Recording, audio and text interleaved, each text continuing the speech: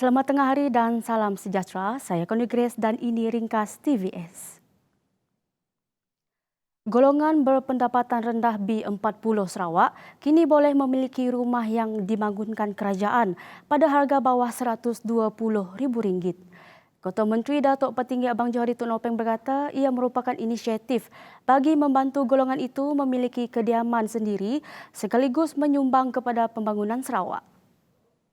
Yang B40, mereka boleh membeli rumah yang dibangunkan oleh kerajaan, iaitu harga lebih kurang RM120,000 ke bawah, supaya mendapat, tapi nya mestilah level income-nya low lah, dapat membeli rumah.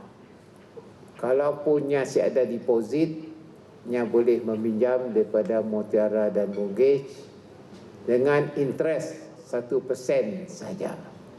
Inilah terrendah.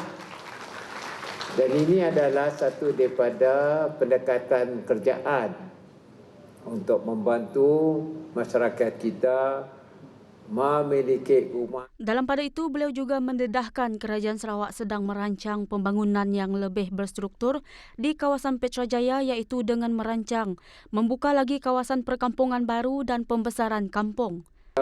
Ada kawasan-kawasan baru yang telah wujud, umpamanya Kampung Rampangi daripada fasa 1 hingga ke fasa 5 yang sedang, yang sudah dan akan dilaksanakan. Keduanya kita ada kawasan Semeriang Semerah Padi fasa 1 hingga fasa 5. Selain daripada itu, ada kampung juga yang baru yang wujud, Semeriang Pinggir, lepasnya Matang Batu 10, dan juga termasuk lagi Semeriang Tanah Merah, Kampung Sejingkat. Kampung Sejingkat pun hendak diperbesarkan. Selepas itu Kampung Buntal. Kampung Buntal mungkin akan diperbesarkan di belakang kampung sekarang, dan seterusnya Muara Tebas. Katanya kawasan-kawasan ini merupakan kawasan baru yang sedang dibesarkan di bawah Dewan Bandaraya Kuching Utara di BKU. Beliau berkata demikian ketika berucap pada Majlis Makan Malam Kejiranan Mesra KJM pada Jumaat. Mulai 1 Januari 2021, Majlis Seni Sarawak akan beroperasi sepenuhnya sebagai badan berkanun kerajaan. Perkara itu didedahkan sendiri oleh Menteri Pelancongan, Kesenian dan Kebudayaan Sarawak, Datuk Abdul Karim Rahman Hamzah.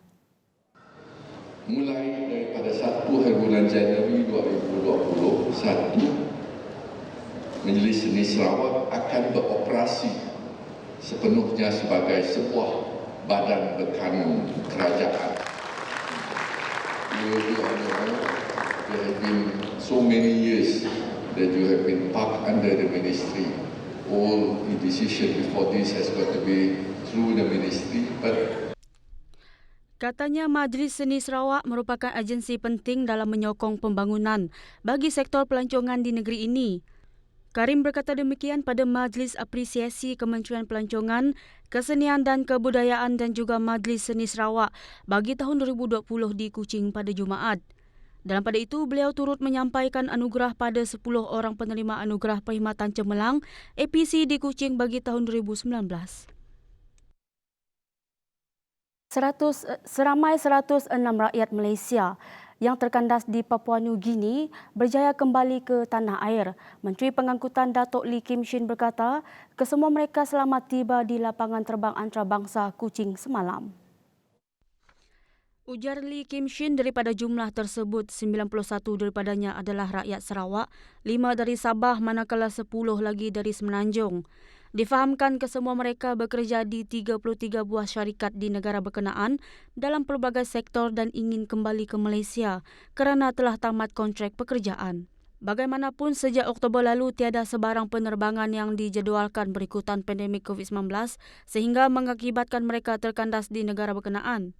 Disebabkan kesukaran itu, salah seorang rakyat Sarawak telah menghubunginya melalui Facebook Messenger untuk meminta pertolongan dan seterusnya pihak kementeriannya segera mengambil tindakan menghubungi Timbalan Menteri Pengangkutan Malaysia untuk mempercepatkan penerbangan untuk ke Kuching. Urusan kemasukan kesemua penumpang penerbangan ke Sarawak turut mendapat kerjasama daripada pihak Jawatan Kuasa Pengurusan Bencana Negeri Sarawak JPBNS. Bertemu kembali. Rumah urut dan refleksologi bagi orang buta dibenarkan beroperasi.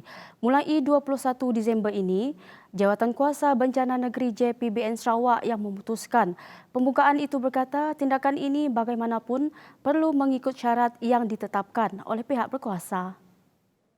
Bagi premis yang bakal beroperasi, pihak mereka dikehendaki memohon kelulusan secara bertulis daripada Jabatan Kebajikan Masyarakat JKM di bahagian masing-masing, seterusnya mengemukakan salinan kepada pihak berkuasa tempatan di mana premis beroperasi. Tambah JPBN, tindakan ini adalah bagi memastikan setiap premis mematuhi prosedur operasi standard SOP yang ditetapkan. Sementara itu, operator dan semua pekerja juga dikehendaki menjalani ujian RT-PCR sebelum beroperasi dengan keputusan ujian negatif tidak melebihi 3 hari sebelum beroperasi.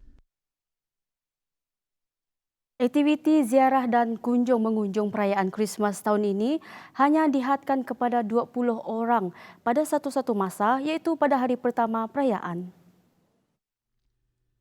Menurut kenyataan yang dikeluarkan Jawatan Kuasa Pengurusan Bencana Negeri JPBN Sarawak, kehadiran 20 orang tetamu pada sambutan itu turut dihadkan kepada keluarga terdekat sahaja bagi mengekang penularan COVID-19. Tidak kurang dengan itu, Menteri Kluster Keselamatan Datuk Seri Ismail Sabri Yaakob turut menegaskan penganjuran rumah terbuka melibatkan orang ramai dan aktiviti nyanyian caroling dari rumah ke rumah sempena perayaan Christmas di semua kawasan adalah tidak dibenarkan.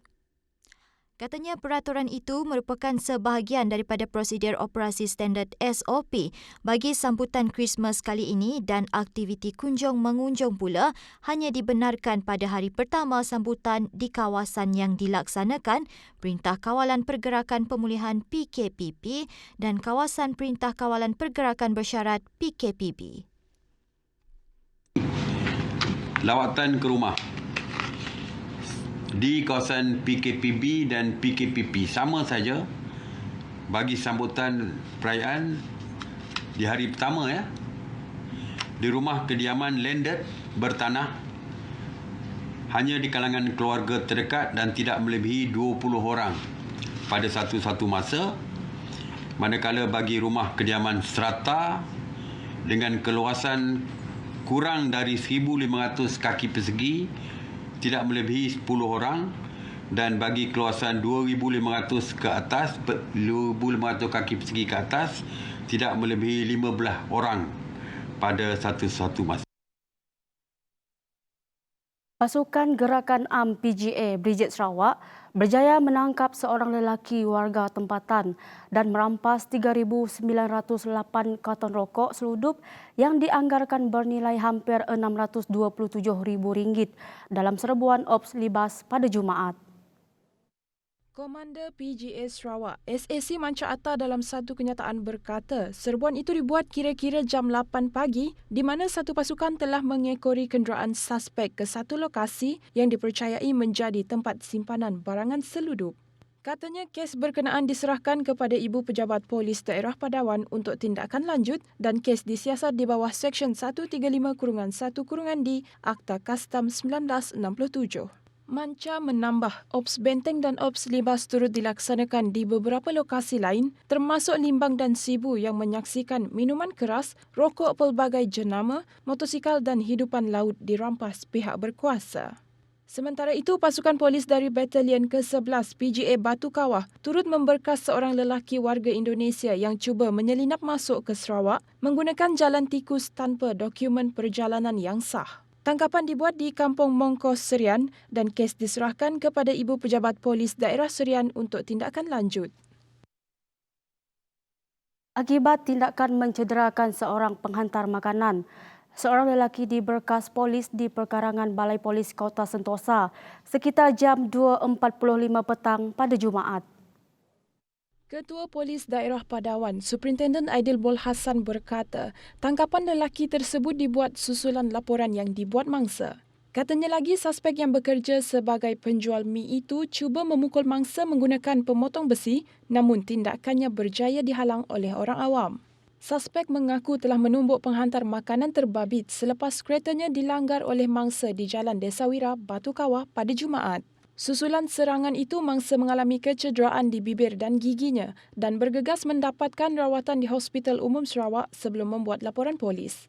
Semakan rekod mendapati suspek mempunyai 3 rekod jenayah lampau termasuk di bawah Seksyen 39B Akta Dadah Berbahaya 1952. Seringan awal air kencing juga mendapati suspek positif dadah jenis metamfetamin. Kes disiasat di bawah Seksyen 323 dan 506 Kanun Keseksaan. Itu saja buat masa ini. Saya Kuni Grace untuk TVS. Salam hormat.